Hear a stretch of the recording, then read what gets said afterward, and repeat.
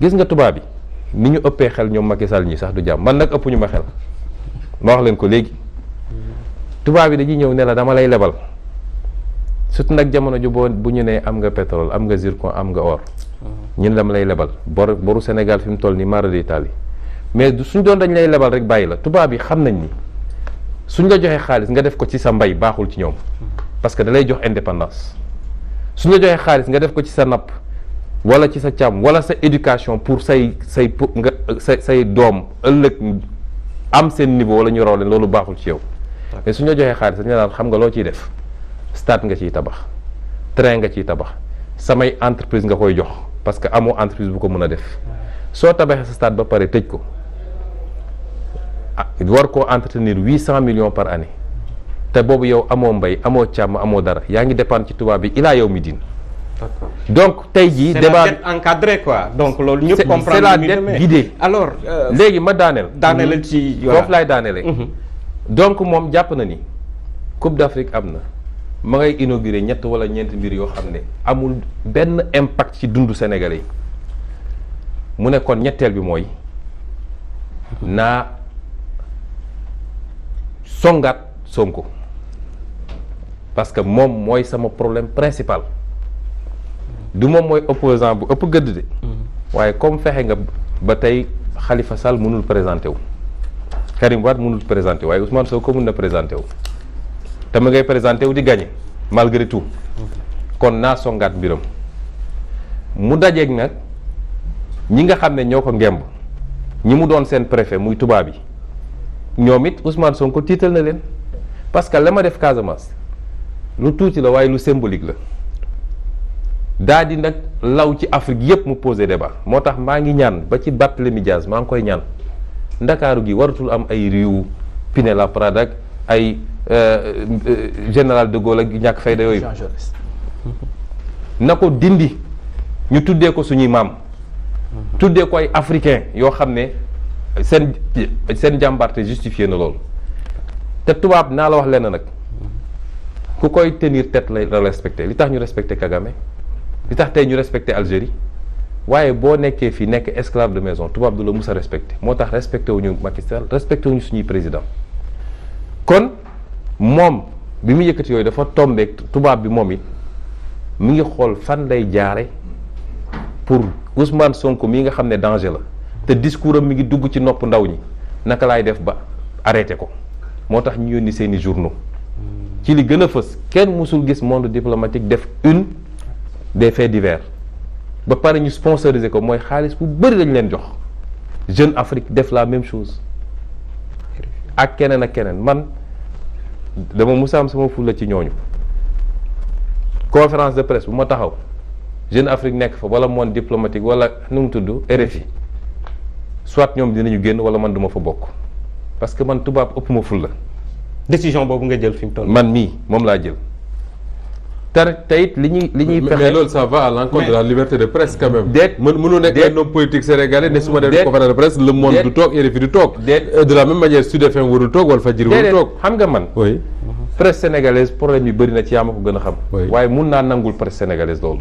parce que c'est nous dans nous. waaye nit bu jógee fële ci àll ba ñu mission commandée ñëw du ma ko nangul.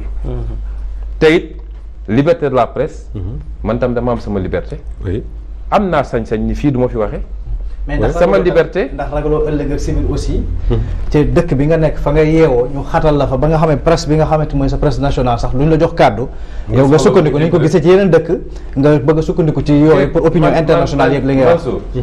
gis nga presse am na solo trop te am na doole. waaye ñun dépendre ñu ci presse. bi ma commencé politique ba léegi dama ne presse damay am ak moom relation de respect mutuel. même fii Sénégal organe de presse moo joxul respect du ma fa dugg du ma fa wax te du ma tee egg fi mu war a egg su ko yàlla tuddee parce que ku yaakaar ni am nga pouvoir bu rëy parce que yaa ngi toog di wax sénégalais di la seetaan chaque jour nga xëy wax ci Ousmane Sonko te teewul Ousmane Sonko ngi dem su doon presse mooy rey nit présidentielle lan lañ fi deful Tullow Oil moo koy financé rapport ak xam nga lan état islamique diw ay journaux ñoo ko bind def ko seen une man dama gëm ni gis nga fi dañu nekk dans un monde ouvert su dul presse di réseaux sociaux di leen ak leneen mais dama wax ni dafa am loo xam ne bu ko nit defee dafa war a présenter ses excuses parce que li ñu def faute professionnelle grave la te ku ma respecté wul du ma la respecté léegi nag ma dellu ci stratégie Macky dama bëgg Sénégal yëpp xam lan mooy stratégie Macky jàpp na ni fi mu ne nii il a le vent en poupe dama ngay nax boppam dara changé wu fi sénégalais bi demoon inauguré stade bi même sénégalais bi moo taxawoon ci kanamam mars 2021 mooy taxawaat ci kanamam tey jii sénégalais boobu bi génnoon parce que gagné nañu sa fierté nationale la génne mais génnul parce que Macky Sall la ñaar yooyu bu ko kenn confondre le même sénégalais bu dee amuloon liggéey ba tey amul liggéey bu dee mënul faju ba tey mënul faju Sénégal dara soppiwu ko fi dara soppiwu fi moo tax ma ne ci stratégie boobu la ñu génne waat dossier boobu dossier bi nag li ma ci wax du bëri dossier bi benn responsable moo ci am mooy la justice sénégalaise la justice sénégalaise est complice du complot qui se passe actuellement parce que mënuñu ne dossier bi mi ngi ci table juge ne kenn bu mu ci wax parce que instruction la bis bu ne nit génn ci wax fu ko neex ay médias étrangers sax ñeme dugg Sénégal wax ci lu leen neex dem soo ko defoon France yow mii tey ñu créé la problème ana justice ci jamono boobu. ndax yow pare nga léegi pour wuyu justice boobu. man wuyu ji naa justice Ndeye Marème. mais procès bi ñuy xaar nag déglu ma wax bu ñu poser question yi ci benn façon bi man wuyu ji naa justice li ma waxoon dafa leer dossier bii gisuma juge bu ma ciy tëj kaso man Ousmane Sonko. ah oui ilaa yow mi diin gisuma ko loolu mooy benn bi ñaareel bi ñoom dañoo defoon seen complot ba ça devait se passer au mois de février 2021 bi ñu ratee février 2021 la ñu am problème ak dossier bi ñu ratee échoué jàpp Ousmane Sonko ne ko ñu ci kaso bi la ñu xam ni dossier bi perte nañ ko parce que loolu moo ne woon seen stratégie moo tax Serigne Bassirou Gueye nga xam ne lu yàqu ci magistrature bu dee téeméer la juróom-ñett fukki moom la gaawantu ne mandat de dépôt man loolu laa ne woon du am mandat de dépôt boobu te ni ma ko waxoon laa koy waxaat tey dossier bi du ma dugal kaso man. fan nga ko teg. parce que li ñu wax amul man kenn du ma jaay doole dinaa ci ñëw.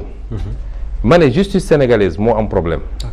comme justice sénégalaise am na problème nag man dama jël samay résolution bu yàgg Macky Sall toog na 8 mois ñemewul nommer un juge loolu kenn mësu koo gis 8 mois ñemewul jël nommer un juge boobu mu ngi wut juge bu méngoog li mu bëgg te de préférence na bokk ci xeetam ndax ñi ñu pressentiroon yépp ci même canevas bi la loolu dama ko teel a wax bi mu amee juge ba nommé ko def na léegi ñeenti weer juge boobu ñemewu maa woo entendre ma man baa ngi fi. mais est-ce que du problème ma terminé moment dama la ñaan rek. ñeme ma woo entendre ma. ci jamono jooju ña ngay permettre ay nit chaque jour ñu nekk ci télé rajo yi di wax donc procès bi léegi ça se passe au niveau des radios et des télé. moo wax nag ni te juge bi mu tànn. est-ce que du yaa ko xupp juge boobu yaa njëkk a wax. ba mu ko nommé il est disqualifié. comme son prédécesseur. moo wax la pourquoi. ndax juge boo xam ne mois de février 2021 bi coow li amee sa page Facebook nga dem bind. jël benn article boo xam ne c'est à charge contre Ousmane Sonko. boo xam ne daf ma accusé nga publier ko sa page Facebook juge boobu jël na parti ba pare bi ñu ko nommé mafia kàcc bi génnee xam nga booy dañoo garaw mu gaawantu supprimer page ba mais capture d'écran yaa ngi fi kon kooku mënatul nekk un juge neutre pour juger mais ma wax nii dama jël des résolutions ñaari weer a ngi nii demuma signé te du ma signéeti. ah oui dematu. déedéet du ma signé man ma dem tribunal ñu ne seen yëfu ñàkk fayda yi ñu lay jàppante. ci contrôle judiciaire nga nekk c'est une obligation de la loi. c'est pas une obligation. man defuma ko obligation signé wu ma ba gisul. defoo ko obligation voilà. defuma ko obligation. parce que signé naa 10 fois donc 10 mois. 10 mois. 10 mois ma dem signé. chaque fois je disais à mes avocats je ne signerai pas ñu ne ma non il faut signer. parce que li ñuy bañ ñu mooy ñu ne tu ne respectes pas l'institution judiciaire. mais je ne peux pas respecter une institution judiciaire qui ne me respecte pas. qui accepte de jouer le rôle qu'on lui fait jouer jël dossier aj ko chaque jour nit génn wax ci lu mu ci warul wax te institution judiciaire boobu du ci ngang kon je ne signe plus muy première résolution dew ma signé ñaari weer a ngi te du ma signé ti ba gis juge mooy woo ne ma li tax signé woo ñaareel bi saa yu ma bëggee tukki man sama passeport maa ngi ko yor sama passeport mi ngi nii. kon ñoom ban lañ yor. la problème sama passeport mi ngi nii diplomatique soxla ma visa. waaw saa yu ma bëggee tukki naa tukki te deful ñeenti weer laa dem taxaw ñu renouveler ma ko ñoom ñoo ko renouveler affaire étrangère. sa passeport diplomatique. mi ngi nii. yaa 4 mois. donc man du ma koo xam ne damaa bëgg tukki ñëpp xam nañ ko ci man mun naa toog 5 ans du ma tukki.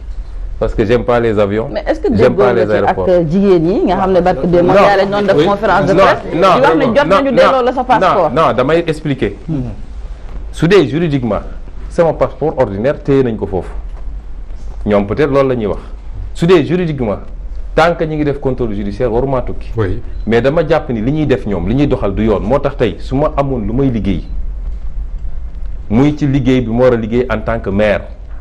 en tant que député en tant que président de parti wala loo xam ne samay mbiru bopp la dinaa jënd sama billet dem aéroport ba xam lu ñuy def parce que Macky Sall langage boobu la xam. te bu boobaa yaay tooñ. oui est-ce que dama ne dóoree parce que tey Ousmane Sonko soo demee aéroport tey bëgg a tukki alors que ci contrôle judiciaire nga nekk boo àggee ñu mën a tala yóbbu prison. loolu lay xaar. ah kon baax nañ ma yóbbu prison. parce que maa dem xam nga. mën naa su ma amoon pexe sax damay génn par d'autres voies dellu si xool ndax dinañ ma mënate. loolu am na ko fi defoon avant. waaw kon dama la bëgg a wax ni gis nga am réew ñaar ñi ma mun a am ñu ne yoon la ñëpp respecté yoon ñun ñëpp ñu ànd tëbandoo benn tànk waaye bu amee ñu koy respecté ak ñu ko dul respecté réew moom du dox moo wax donc ni bis bu ma nammee tukki dinaa jënd sama billet dem dellu si ci réew mi su ñu nag aéroport lañ ma téye ne ma doo génn. ma dellu si toog. d'accord ma daaneel fenn nag ne c'est important question bi mu posé. ma wax tam nag ne dossier bi li ma ci waxoon Samba Sall laa koy waxaat. comme secret judiciaire amatul ku lu neex waay wax. Samba Sall bi ñu dajee bureau suñu ñeenti bët dama ko ne monsieur Samba Sall je suis victime d'un complot boo xam ne Macky Sall ci boppam moo nekk ci bopp bi. ànd ci ak Antoine Diome ak soxnaam ànd ci ak Serigne Bassirou Gueye ànd ci ak Mamour Diallo te li may wax yépp am naa ci firnde bindal mu ne ah non lii du ma ko bind ma ne ko di nga ko bind du ma ko bind ma ne ko di nga ko bind samay avocat jóg ne ko c'est son droit ñu xëccoo 10 minutes mu xam ne du ma bouger mu ne greffier bi bindal ma ne ko de jeexagul des na beneen mu ne ma ne ko je ne vous reconnais pas comme mon juge yow parce que vous êtes un juge faible malléable à la merci de tout ce que je viens de citer te li ko wane mooy dossier 94 milliards yi nga xam ne man maa ko dénoncé tu l'as classé sans suite te jamono jooju OFNAC def na un rapport de plus de 50 pages ne Sonko a raison sur toute la ligne on n'a qu'à poursuivre ces gens-là kon yow matoo pour mën a instruire dossier bi mu ne dafa jóg taxaw ne bii moom du ma ko bind ma ne ko di nga ko bind 20 minutes ñuy xëccoo moo xam ne du ma bàyyi mu ne waa ji bindal loolu moo nekk ci dossier bi tey. d'accord te man loolu mooy li may wax foofu laa ci yem la ca des ñoo créé seen dossier nañ ko gérer parce que nag dossier bi am ñi ci nekk ñëpp ci complot ba ci général Moussa Fall. mi ne ci complot bi. laajal enquête interne bi am gendarmerie. bu ñu egg ci procès moom lu mu ci def. général Moussa Fall. général Moussa Fall ci boppam. moo jiite complot bi. wala loxoom mi ngi ci biir. xam nga man li may wax dama koo ragalul su dee Macky Sall laa ragalul dudd ay nit keneen ak keneen. moo tax ñu gaawantu jëlee fa tin promouvoir ko moom ba pare dem ut ay ngàndaay ne ko su affaire yëngatoo xeexal waaye ñoom mënuñu dara contre le peuple man. gis nga dossier bi dama la ci raconter benn anecdote bi coow amee dafa am ku ñëw gis ma ne ma woy léegi sa combat dafa jël dimension internationale te yow gannaaw nga manqué il faut nga am réew moo adossé wu te nag jàpp naa ni Russie doole gi mu am te gars yi moom la ñu ragal et cetera ma ne ko sëñ bi mu ne ma ne ko du ma adossé wu ci benn réew man xaw ma benn président de la république xaw ma benn multinational gis nga gannaaw yàlla mi ma gëm peuple Sénégal bii laa dénk sama bopp su peuple bi nee waaw waaw la su nee déet déet la du ma dem ci kenn te peuple boobu moo ne woon déet te peuple boobu tey la gën a mën a taxaw ni déet li ci des nag dossier bi ma delloo wax ko gisuma ci àdduna ku ci mun a condamner Ousmane Sonko lu toll ni tarfatayeen ñaari moo mun a am non-lieu classement sans suite te buñ ci def nag fa la dossier boobu di commencer ndax ñi ci bokk ñëpp dinaa leen topp ñoom ñëpp ils pourriront en prison ne serait-ce qu'à la mémoire des 14 personnes yi nga xam ne seen complot bu ñàkk fayda bi rey na leen et ne serait-ce que pour le combat bi nit ñi mëne du rek jigéen ñi de ñun ñëpp a ko mëne contre le viol ñu bëgg ko banaliser utiliser ko comme arme politique viol fekk nit mu ne bëgguma nga ne tey forcé di nga def loolu nit bu normal mun na ko def ñu bëgg ko jël banaliser ko di ko politiquer bàyyi nit dee ci ne serait-ce que pour ça dégg naa ñu naan waaw man jeune VP ñaar laa lañ ñaan nag buñ ko rey. bu ñu rey kan. ndaw si parce que dañ koy rey. ñu ngi koy wax loo.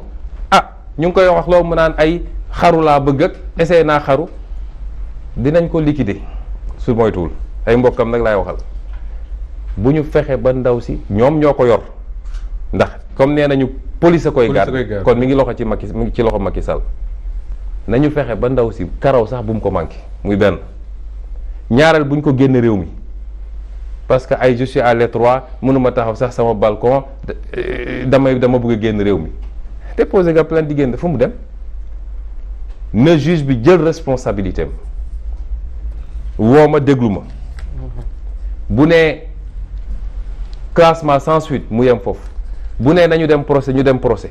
pare nga pour procès. su ma ko procès soo parewul di nga dem procès. kon mais juge boo révoqué ba pare d'accord ci moom. moom la ñu nommé moo ko war a def. waaye teewul révoqué naa ko. te dama ko teg ci fait dama ne la juge boo xam ne. yow jël nga position ba pare sur un dossier mënatoo am objectivité waaye lan moo waral dossier bi ñu téye ko ba léegi ba pare yebal ay nit ci télé yi ñuy wax suba ngoon moo tax ma ne la depuis le début j'ai dit dossier bi du dossier judiciaire dossier politique la un dossier politique ne se règle pas judiciairement. waaw ci loolu est-ce que yaakaaroon ni que en mars 2021 nee nga sànq Macky Sall daa duma woon ngeen ko période boobu mais est-ce que yaakaaroon da ngeen teel a lâcher la pression li tax ma wax ko mooy. ci jamono yooyu am na benn mémorandum boo leen bindoon am ay sàqute yoo leen ci defoon waaye ba léegi mémorandum boobu ça reste à l'état yow yaa ngi nii ñu jël contrôle judiciaire gàll ko sa loos boobu ba léegi dematoo dikkatoo est-ce que yaakaaroon ni moment boobu en mars 2021 ak fi réew mi toll woon la pression bi ngeen defoon ba nga xam ni peut-être faasu réew mi ak moom ni mu yoree réew mi dina soppeeku da ngeen teel a lâché période. non gëwuma ko xam nga bu ci njëkk bi mooy man de maa ngi dem ak ki ñëw di participer ay élection di dem fu ma neex. waaw mais génnoo réew waaye non xam nga nee naa la man génn réew mi saa su ma demee ba jàpp ni dama war a génn réew mi li ma war a def naa ko def musuma nekk tukkikat ñëpp xam nañ ko. mais c'est que waaye jamono bi yooyu di xew. waa dafa am ñaari programme yoo sumboon. benn bi nemmeeku tour.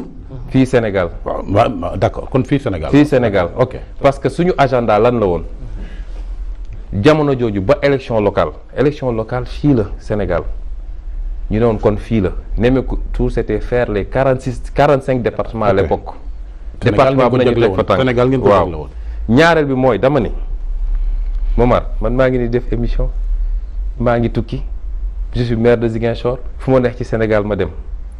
ñi bokk ci complot bi yëpp tey ñoom ñi ngi ci xat-xat am na ñu nekkoon assemblée nationale di tëb di dal gaawantu voté tey sàng nañ leen suuf néew ma maa ko tax de déedéet yàlla rek mooy rey mais dama ne ba ñuy def ñoom lay woon seen yéene ak fi ñu mujje am na ñu ci nekkoon di tëb di dal tey defe naa kañ lañ leen war a defal procès ña nga tey ndungu siin man maa ngi dox tranquillement su dee tukki rek moo des tukki te jamono ji man bis bu ne ma def conférence call ak waa diaspora bi yëpp jamono ji tukki du sax nécessité maa ngi fii ci sama jàmm ak sama affaire ña ca nekkoon di complot ku ci dem élection ñu duma la ñoom ñëpp perte nañ seen élection te man maa ngi gagné samay élection kon yàlla mi ngi wax ak ñun.